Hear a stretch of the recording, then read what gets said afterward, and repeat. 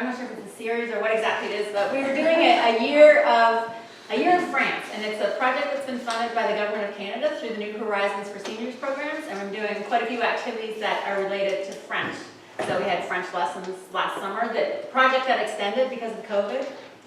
Over the summer we had a bus trip to the Evangeline region. We did art painting, watercolor.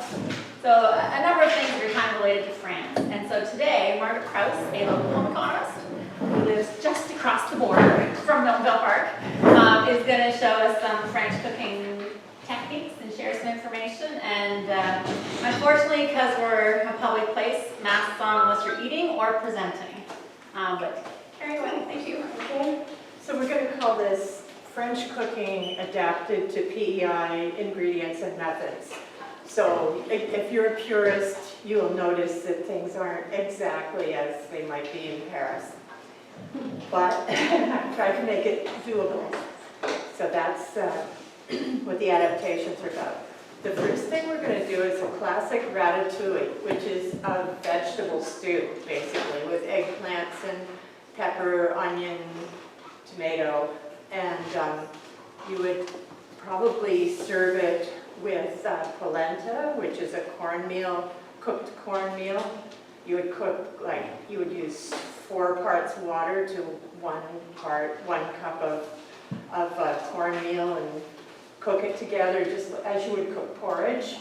And then when it's done, when it's all cooked and thickened, you could add some butter and some grated Parmesan if you like, and that would be really good with this. Or you could serve it over noodles, or you can serve it as a side dish too. So because there's a 30-minute cooking period in this, I've started it already because I didn't think you'd really want to sit and wait for the 30 minutes. So this is the ingredients down as far as the sweet red pepper. It's got the eggplant and onion and red pepper in it and garlic. So now I'm going to get the tomatoes ready. These are nice garden tomatoes, which is a nice thing at this time of year. I'm just going to cut off any little blemishes, and I'm going to seed them. Now, you could use, if you had them, you could use the paste tomatoes, and they're nice because they're more meaty. But when you seed these, that takes away a lot of the juiciness and leaves you with more pulp. So to seed them, and probably many of you know this, just cut it in half and squeeze it.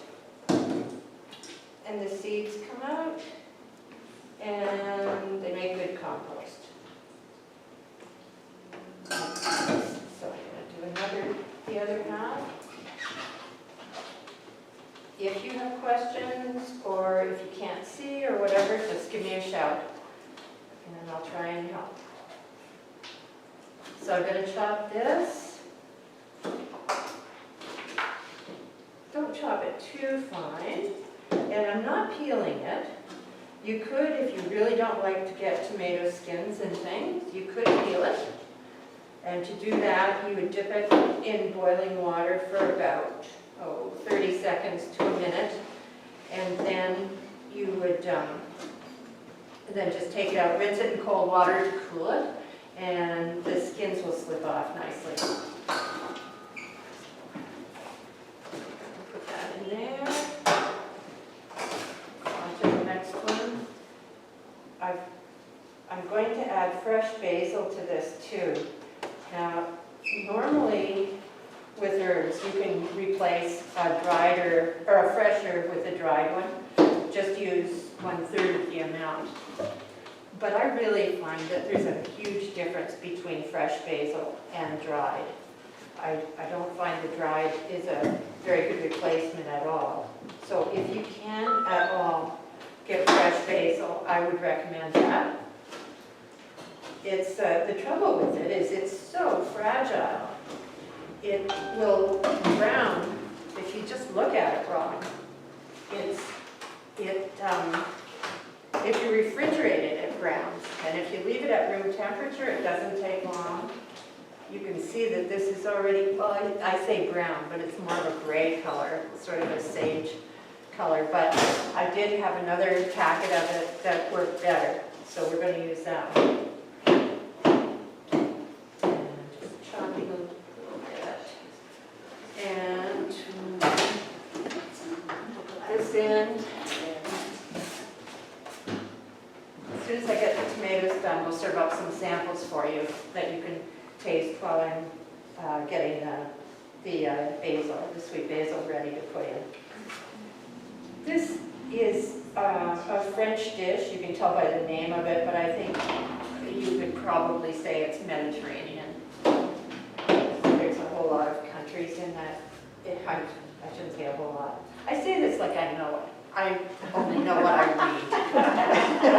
I wish I could tell you that when I travel to the Mediterranean, this is what I have. I really wish I could tell you that, but no, not so.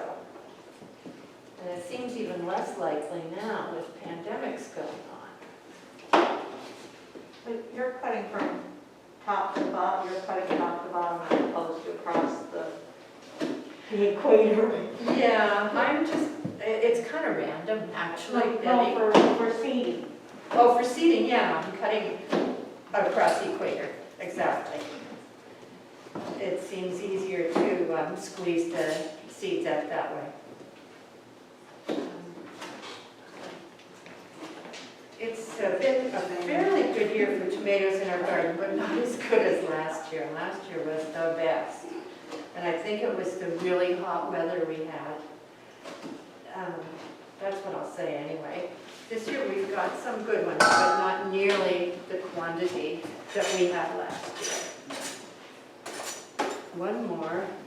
And of course, when you read instructions that say 4 tomatoes, that could vary quite a bit depending on the size of your tomatoes. So if you have an exceptionally large one, maybe you want to compensate by putting in a small one for to balance it out. You don't need to really be too fussy with things like this. It's not like you're baking a cake.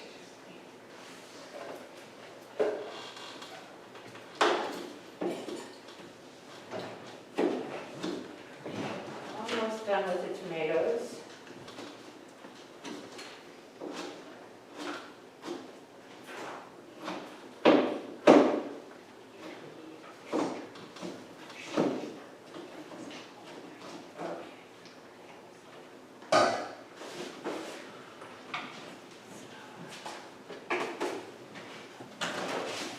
Stir these in. Hello. Want to be filled? Pardon? Is it filled? We're good.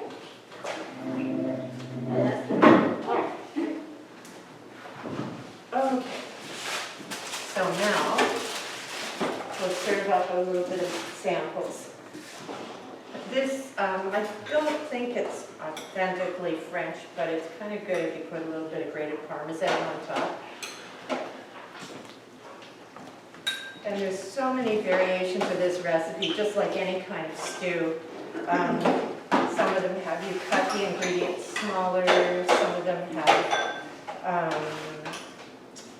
let's see, some have celery in it. There's an oven-baked one that's nice. This one's been stirred a fair bit, just because I had to make it ahead of time. So it's, some of the pieces have kind of lost their integrity. It's really nice if you can see the little cubed pieces of vegetable in it. However, oh, and I was going to say that the eggplants, you know, it says, what does it say, 2 or 3 small eggplants. What's a small eggplant? The ones I got were around 1 pound each. Yeah, and oh my, the zucchini. It says small zucchini, and right now the zucchini that are available are not so small. So for each of these batches, for a batch I use half of a zucchini zucchini that's about this long. And if you use a nice small one, the skin will still be tender, and that will be nice, and you won't have to peel it. If you use a bigger one, peel it and take the seeds out, because both the skin and the seeds will be tough. So the one I used, I didn't take chances. I took the skin off it because part of it at least was kind of tough. So, and also, this recipe has no added salt and pepper in it. So you might like to add that if you're making it yourself. Okay, now I'm going to go back to putting this one together. Got some. These are the nicer basil leaves that are still green and not gray. And then I'm going to wipe this off a little bit.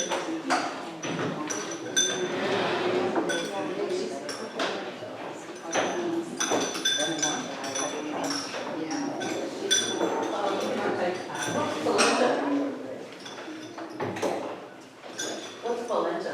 Oh, what's polenta? It's a cornmeal dish. Okay. Yeah. You said that earlier. Yeah. Yep. What ratio did you say? 4 to 1. 4 to 1. Yep. And bring the water to a boil first. Yeah. And then put the, pour the cornmeal in gradually. Use a whisk if you can to keep it from clumping up that much. And as with anything, if you prefer more basil, you can certainly add more. If you like less, or if you don't like it at all, leave it out. That's the great thing about cooking for yourself, right? You can adapt things to the way that you like. The recipe says 2 tablespoons of basil.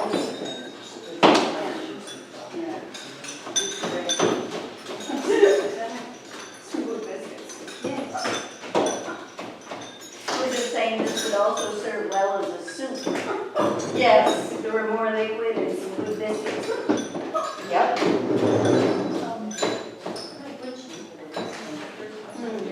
Yeah, ratatouille.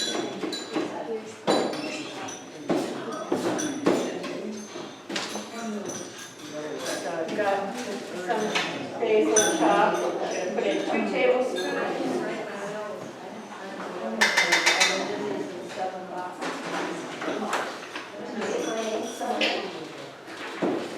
And I bought the oregano at the bulk barn, so it would be nice and fresh. And I estimated about how much would be a teaspoon, or 2 teaspoons for 2 batches of this. And I think it cost me 8 cents. So it's a pretty inexpensive way to get your dried spices. And then they don't get stale.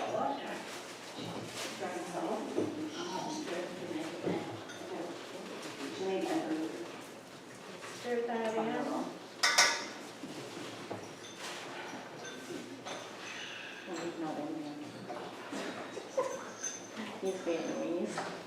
There, this is how it looks. The red tomatoes are a little brighter before it cooks down.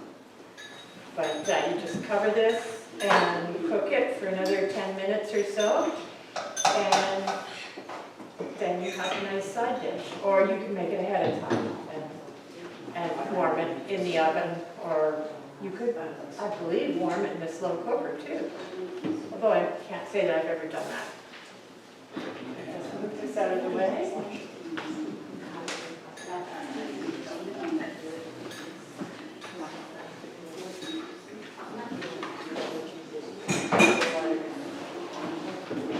Just trying to regroup for the next dish. Yeah.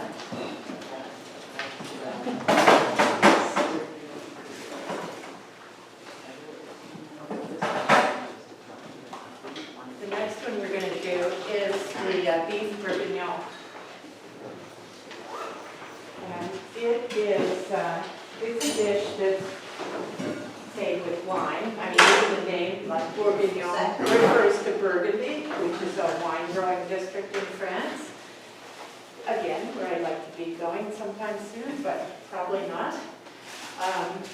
So it calls for a red wine, a full-bodied red wine, and that would be like a Merlot or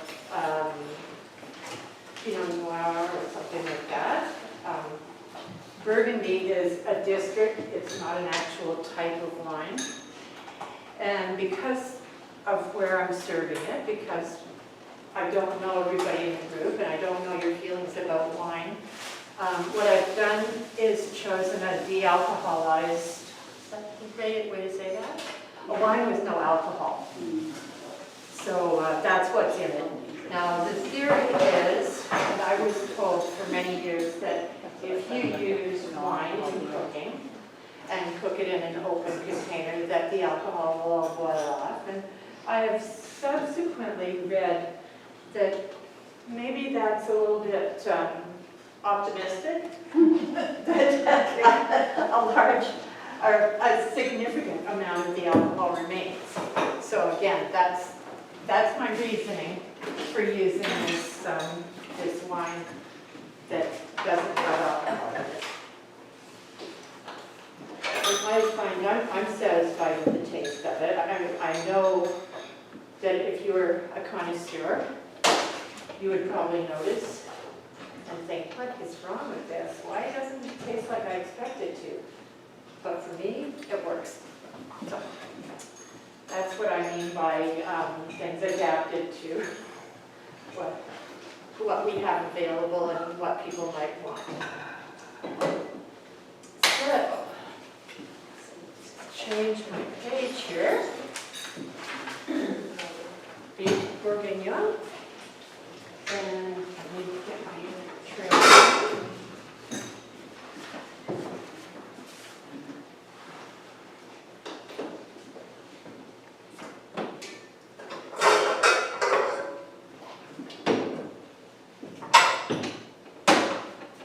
This one, we're going to start with some bacon. This little butane burner is what I'm going to use for cooking, and probably we should get this over here so people can see a little better. Bacon, bacon, bacon. There it is. Trying to keep things cold in there with ice packs. So the first thing I'm going to do is chop this bacon a little. You know, when I bought the bacon, I didn't want to buy one of the big packages of thick cut bacon. So I bought a small one that said thick cut. And I swear it's no thicker than regular bacon. I don't know how thin they cut their regular bacon. Anyway, so that's what we've got. If you read a French recipe, it will probably call for lardons. And lardons are like Lardon with S for the plural. It's like a chunk of bulk bacon cut into what would you call them? Blocks about this long and square, maybe about a half-inch square. But we're just using regular bacon, not the lardon. So we're going to cook that a little bit, just to get the fat out of it. And that fat is what we're going to use to cook the mushrooms and the onions. I'm going to turn the heat down a little. So watch what I'm doing so that make sure the flame's still there. And the onion is, again, here's a little break with authenticity. In real bourguignon, what you would have is a lot of little pearl onions. It's just individual small-sized onions. They're pretty hard to get here. And they're certainly not in the grocery store, in the Sobeys store I shop. I have bought them at the market over on Riverside Drive, but I don't know where you can reliably get them. So this recipe, which came from the Beef Information Center, tells me to just cut them lengthwise slices. So that's what I'm going to do. Try not to cut them too thick. It would be really nice to have the little onions in it, but alas, you do what you can, eh?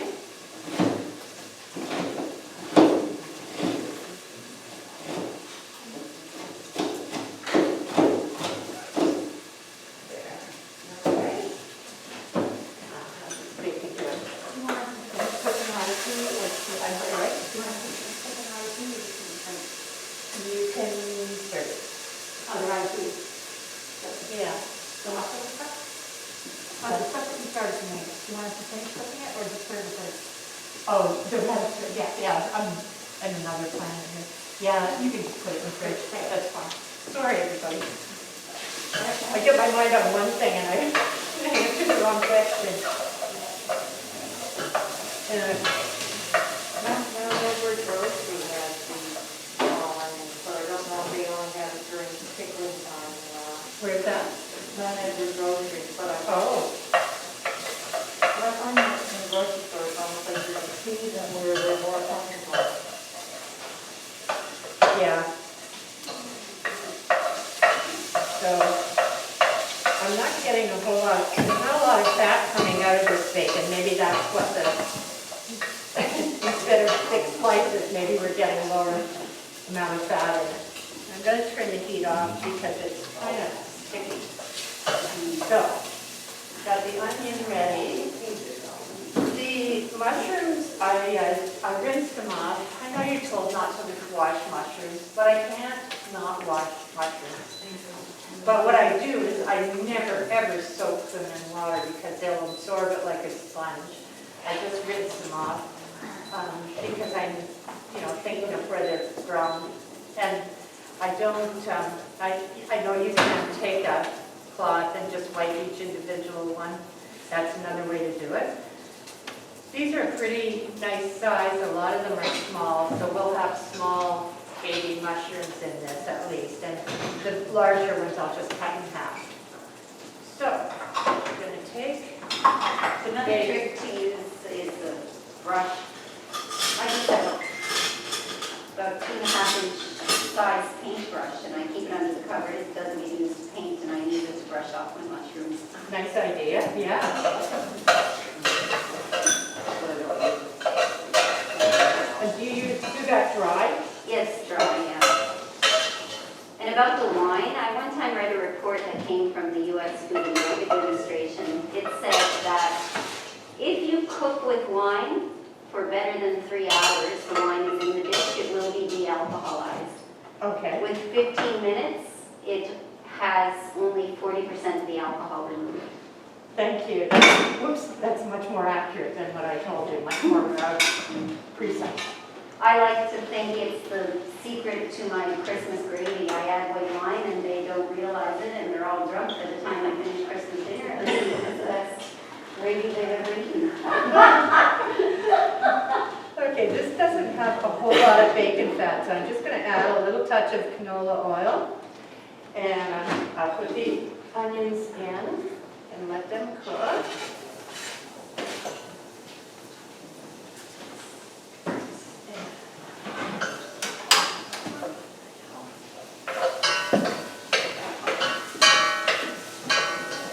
And while that's going, I'm going to just take the larger mushrooms and I'll just cut them in half.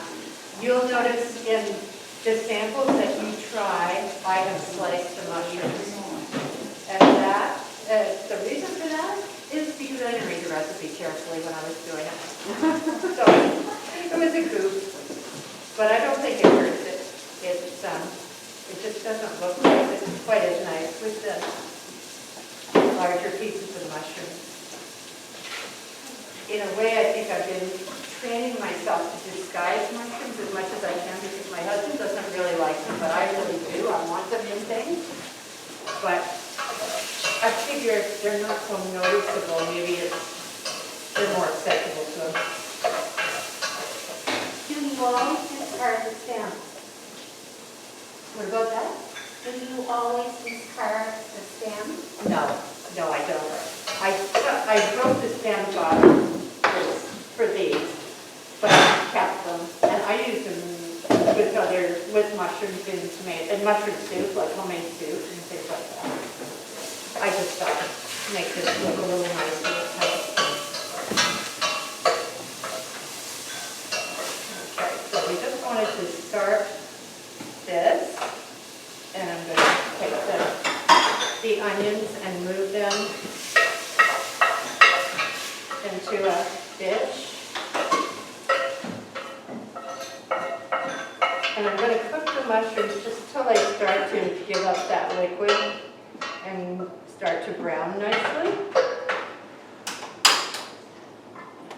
Again, put in a little that. In go the mushrooms.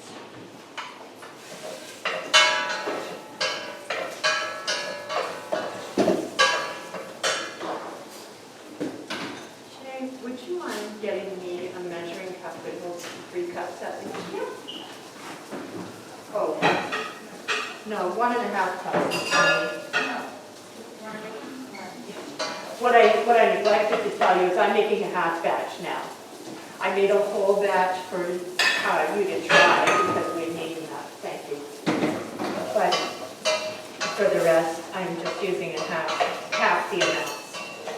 So this is about a ½ pound of mushrooms and 1 onion and 3 slices of bacon,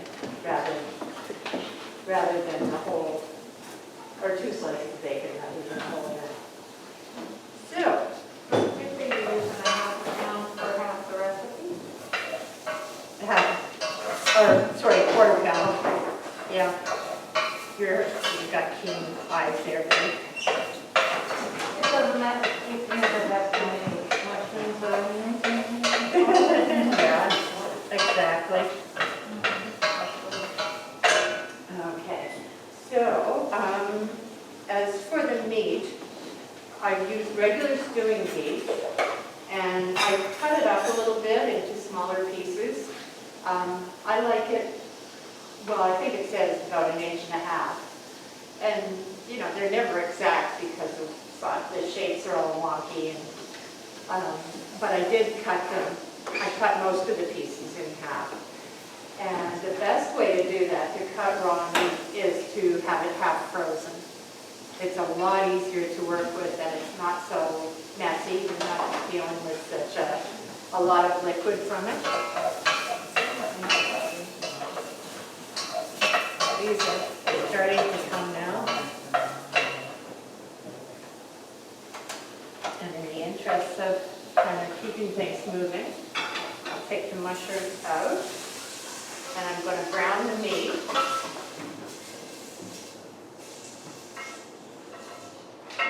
Is there a reason for doing it in those steps? Because if I was doing it at home, I'd put the meat in and then put the onions and put the meat in and the mushrooms. It's easier to brown the meat if you don't have other stuff in there. Okay. That's the short answer.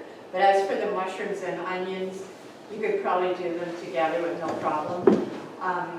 There seems to be a custom with French cooking to do the vegetables separately and try and keep them as intact as possible. That's what I can tell you about that, the reasoning. It would be keeping their own flavor in each thing too. Yeah, but they are going to be stewed in together, so, yeah. What's the difference when you're kind of, like some would brown with flour, being drenched in flour, and some not? Well,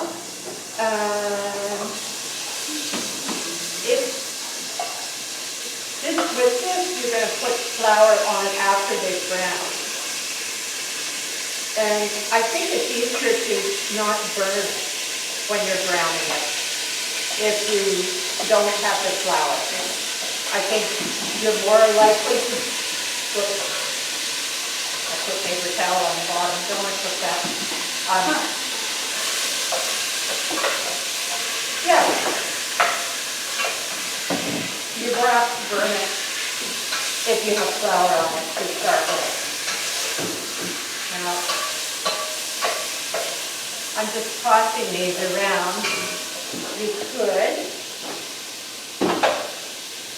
take a pair of tongs, and I do have tongs here. You could take that and turn each one over, like so. And make sure that you get all the sides of it brown. Kind of hot, I'll use this. Usually these handles don't get too hot. So you can see that it's, maybe you can see, it's partly browned now. You don't need to cook it through because you're going to add liquid and stew it a bit. You use tougher cuts of meat in this, and they're actually often more flavorful.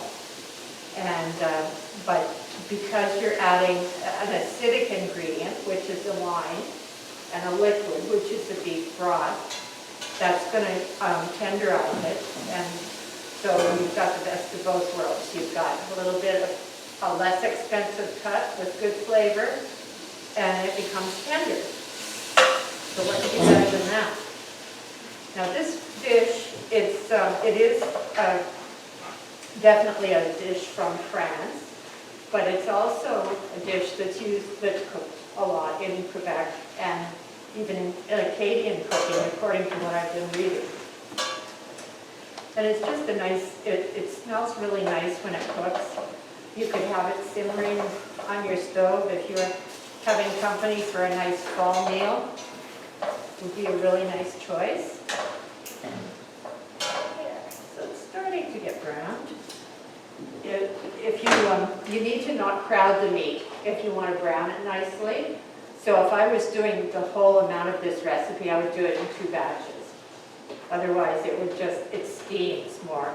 And in fact, it's almost starting to do that now. There's liquid coming out of it, and it's not browning as much. So the less crowding in the pan, the better.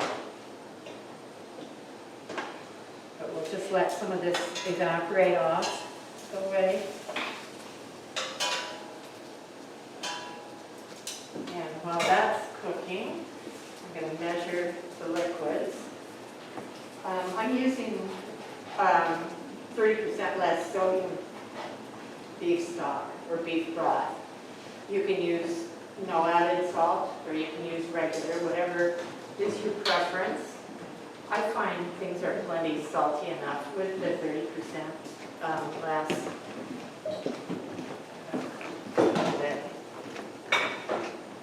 Back up there. So, I'm going to, I've got to get my garlic clove too. I'm going to sprinkle the flour on in a minute, but I'll measure the liquids first. I need a cup and a half of this broth. Is the smoke getting to you? No, the water went down the wrong way. Oh, that's terrible when that happens.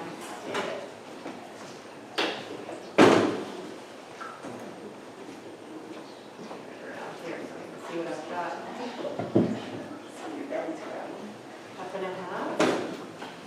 I'm just going to put in 3/4 of a cup of the wine.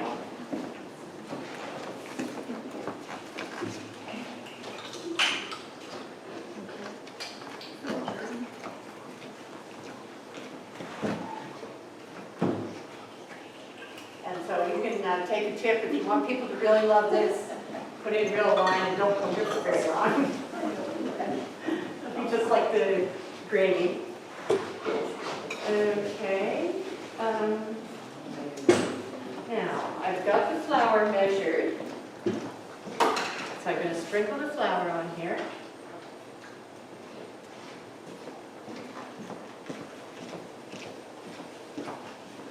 When you do it this way, it doesn't, you shouldn't have too many lumps, as you would if you waited till the liquid was in and then sprinkled flour. And I know that probably all of you have made gravy and know that, but I'll just say it anyway. There. And now, go away. And now I'm going to put the liquids in. And we'll let it simmer. And more drop bay leaf salt. Okay. So I've got, I've also measured out the spices. Half a bay leaf. And there. And thyme and salt and pepper.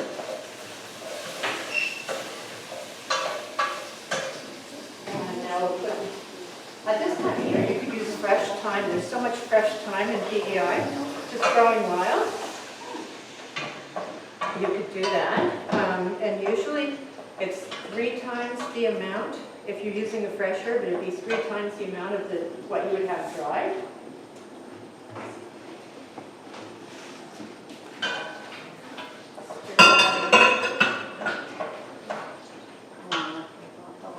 And I'm going to keep the bacon, the onion, and the mushrooms until later, until that's simmered for a while. Now, if you like, this is a fairly liquid mixture. It doesn't thicken up too much if you use the recipe as it's printed. If you want to thicken it at the end, like have a look at it and see if it's thick enough for you. It depends what you're serving it with too. If it's not thick enough for you, you can just strain out or just pour off the liquid and thicken that. It kind of works better than trying to thicken it when all the, when the meat and vegetables are in it. And you can use what's called a beurre meunier, which is a French, again, if you want to do it in a French fashion, mix up about equal portions of soft butter and flour and stir them up together so that it's like a paste, a thick paste, and then just take off a spoonful at a time and stir it in with a whisk, and it'll thicken up. Or you can use cornstarch and water, or you can use a slurry of flour and water, whatever method you like to use to thicken it. I find cornstarch and water is great if you're serving it right away, but if it has to sit, I don't find it reheats as well. Anyway, so we're going to let this simmer for, how long does it tell us to do? 2 hours, and then add the other ingredients, and then thicken it up. But you can put it in the oven, right? It says put in the oven. Yeah, with something like this, you can put it in right in the oven because it's, or else you can put it in a casserole, or you could simmer it on the back of the stove. What would they typically serve this with?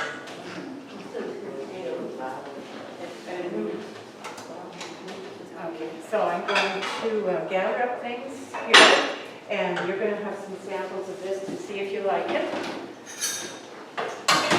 See if it's worth the effort. I think it's nicer than the beef stew that we're used to. Maybe it's just because it's different a little bit. It's a wine. A lot of recipes for this have carrots in them. This particular one doesn't, but you can certainly add like a good-sized carrot sliced up. Otherwise, it's pretty standard. You do? And is everything about the same? Do you think? Is it? Okay. I get to peel the little silver skins. Uh-huh.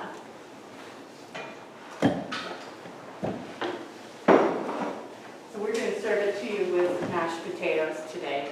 It would be good with noodles as well, like flat egg noodles. And yeah. Of course, you would fish out the bay leaf before you serve it, if you remember. That's always, it's always a challenge to remember, but then somebody will say, what's this? Move this back.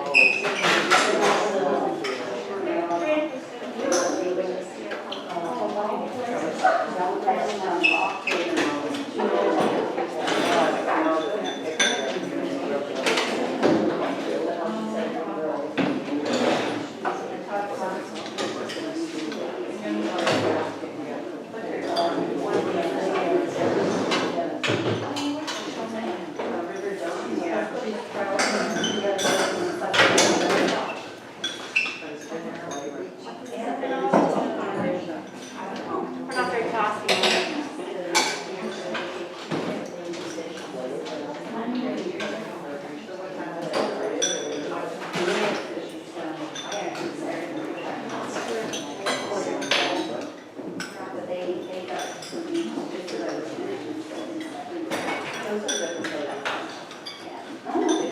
Probably should have got the recipe.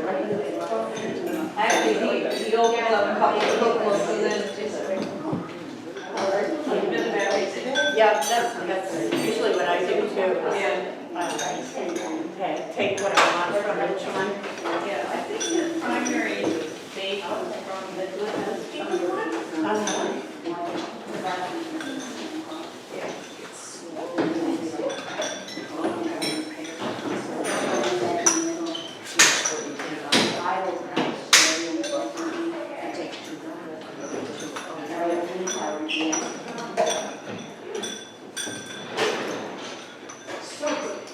You like that? Good.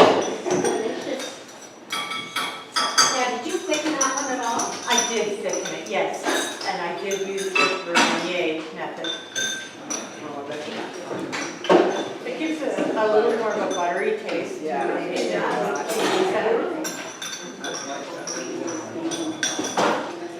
Margaret, Yes. do you know the time that we see growing olive roads? Yep. Yep, Can you pick that at times? absolutely, yep. Really? Yep. I didn't know if there's a certain type that have to grow. No, just pick wild thyme and rinse it off because, you know, somebody might have walked on it or something. Just give it a rinse and you're good to go. Yeah, it's a really nice resource that we have in wild thyme.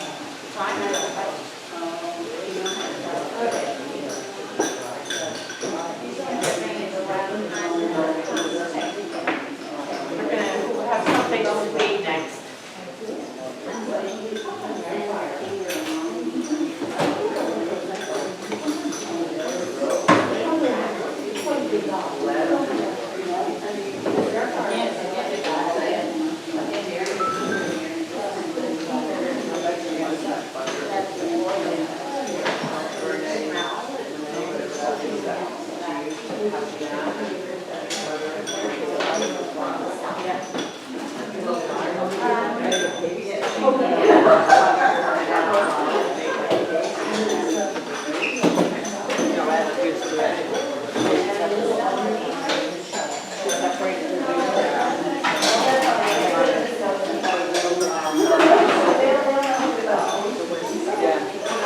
Any comments or questions?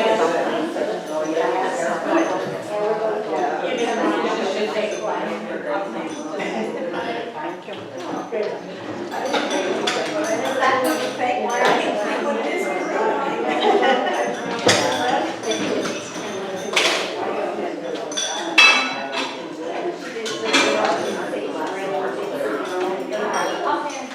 Well, I have it ready. I put it on a little bit.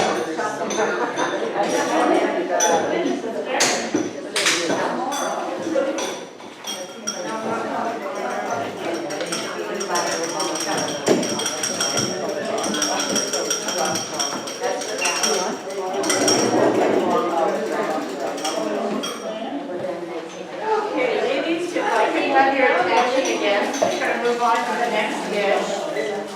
And this is called chocolate breads or chocolate tea. Apparently in the United States, these would be called chocolate croissants, but that's not considered French, the French way at all. So there's two names that they go by in French, pain au chocolat or chocolatine. And according to what I've read, it's a regional thing. In some regions of the country, they'll call it one, and in other regions, they'll use the other name for it. The ones we're making are fairly small. The first time I had them was in a nice pastry shop in Toronto, and they were much bigger than the ones we're making. But, you know, if you make them small, then you can have two. I'm going to start by just putting some parchment. Oh, come on.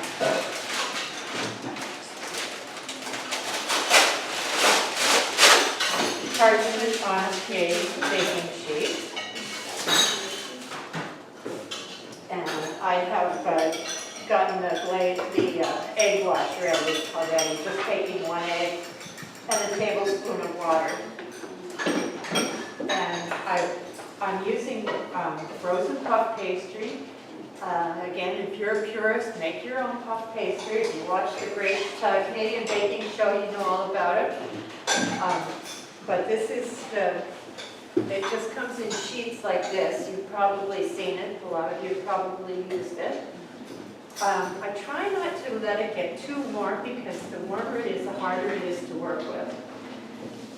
So I'm going to cut I've got 2 sheets, and I'm going to cut each sheet into 12 pieces. So I'll do like 3 the long way, or 3 going the short way, sorry, and 4 the long way. Do you have a particular brand of puff pastry you prefer? Well, because I usually shop at Sobeys, this is from Sobeys, but I once got it at Walmart, and I liked it better. I just didn't make a trip to Walmart to get it this time. But if I wanted to get what I thought was the better one, I would go to Walmart. And it's in the frozen. Yep. Is it great value? Yes. Yes, it is. That's right. That's the brand. I thought you meant you were asking me if it was a good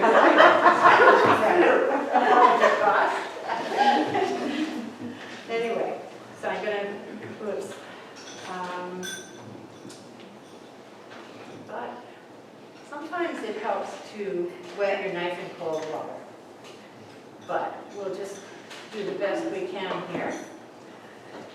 And these look, some people can do such things as this with great finesse. When I make these, they don't look great before they're baked, but I find they look a lot better once they bake up and the puff pastry kind of fills them out and everything. Now, the ones you're going to taste are made with these. This is good chocolate, Callebaut from Boeuf Farm, in these little round circles. As hard as the dickens to roll them up with, I cut these in half and tried to roll them in there. It doesn't work great. So what we're going to use now is bar chocolate. And that's a little easier to work with, just partly because it's rectangular, not circular. So these, now that I've cut these into 12 pieces, roughly equal, I'm going to brush some of the egg wash across the surface of each one. You probably can't see a thing, right?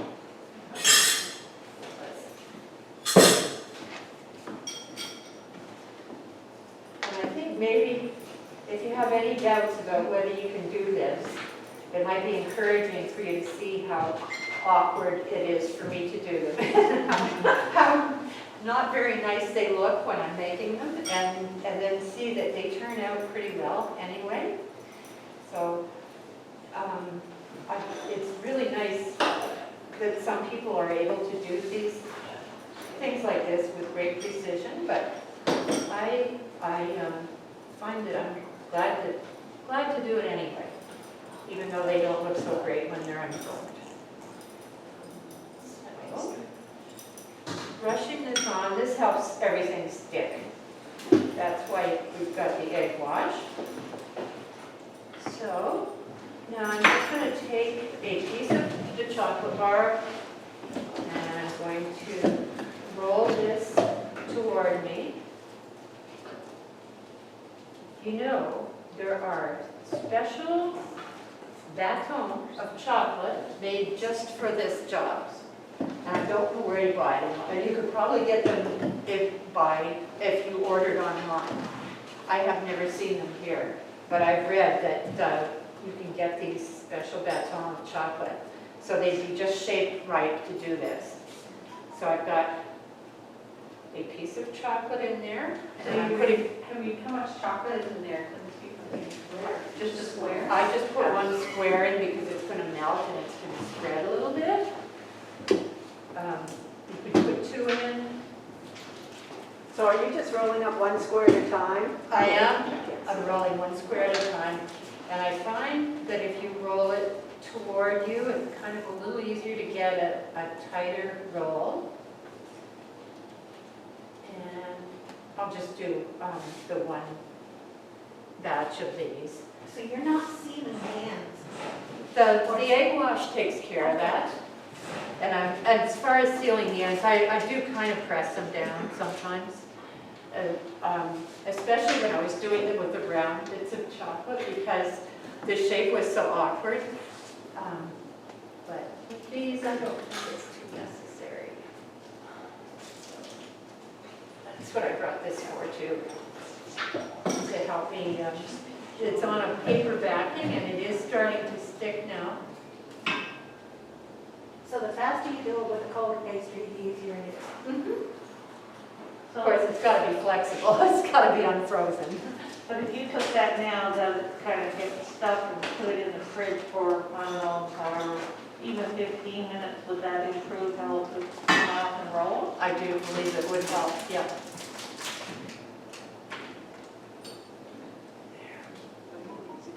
So, I'm going to roll this one, and then I'll show you how we finish them, which is pretty simple. Okay, so they look just kind of like little rolls. They're all still white and sort of pasty. And now I'm going to brush them again with the egg wash.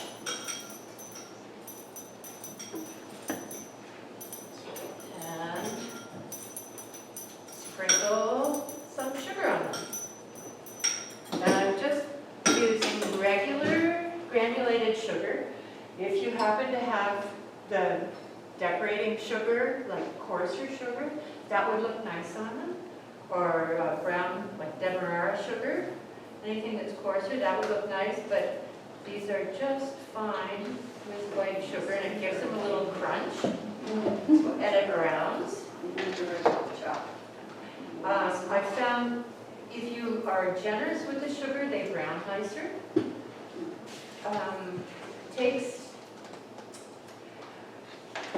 You can, what does the recipe say? 400 degrees, 15 to 25 minutes. I find probably at least 20 minutes. And when I was making them the last time, I used, I had some scraps of the pastry left, and I rolled them out, and some of the ones were a little thicker. Not so good. You want to have it as thin as it comes when you buy it, because it's hard to get the inside of it cooked nicely, baked nicely, if it's too thick. So, we're ready for the samples of that, and I'll just carry on making these while you have them try and see what you think of them. I think they're nice little things, just kind of special. And the fact that you can make them the day ahead, Up to a point, yeah, in fact, that's what I did with the ones you're gonna try. I rolled them and put them in the fridge, and then I just brushed them with the egg wash, sprinkled them with sugar, baked them this morning at 400 degrees. They freeze well too, wouldn't it? I believe, yeah. You just make sure that they're wrapped airtight so they don't get soft and freeze. There's always moisture in the freezer. So if you're using the wafers, you put 2 wafers. I started out, yeah, I put 2 wafers in. I started out putting 3 in and it was too much and it just didn't work.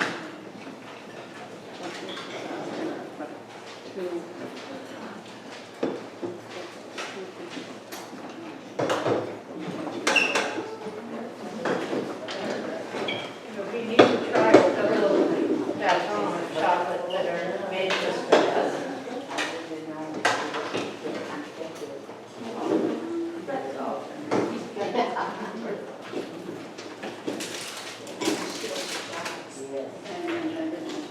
Doesn't matter if you use a black top or there and it's dark. Yeah, doesn't matter. Use real chocolate, like if you've got, say, barbecue chocolate chips or something, don't use those because they won't melt so well. They, like if they're not, they won't be real chocolate, they won't have as, the cheap ones won't have as much cocoa butter in them and things.